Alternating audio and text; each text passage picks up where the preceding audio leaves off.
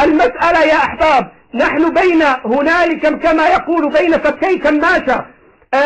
هذا النظام يذبح فينا، هذا النظام ينكل فينا، هذا النظام لا يرحمنا، والدول تجتمع وتتفرج ويتصوروا ويقولوا فيتو وحق الفيتو. إلى متى هذا الكلام؟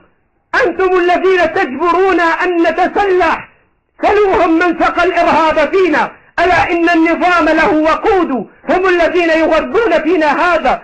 أنت يا أخي من كنت فلتكن، أي إنسان أمير أو ملك أو رئيس أو أي إنسان كان، لو كان أخوك هكذا يفعل به، زوجتك هكذا يفعل بها، تذبح بين يديك، تغتصب أمامك، هل تسكت وترضى بهذا؟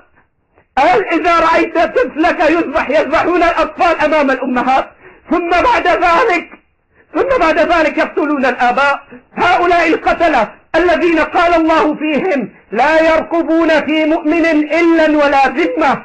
والله العظيم أنا أتكلم اليوم، لكن يا أحباب المعاناة أشد، المعاناة أقسى. صواريخ يا جماعة، الناس ما هم بالشوارع، الناس في البيوت، نزل الناس من الطوابق العلوية إلى الطوابق السفلية، لم ينتهي الأمر.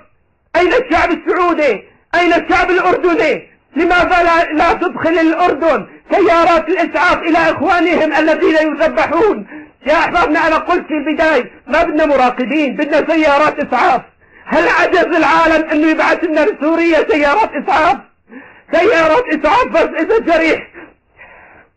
طيب فضيلة الشيخ جزاك الله خير.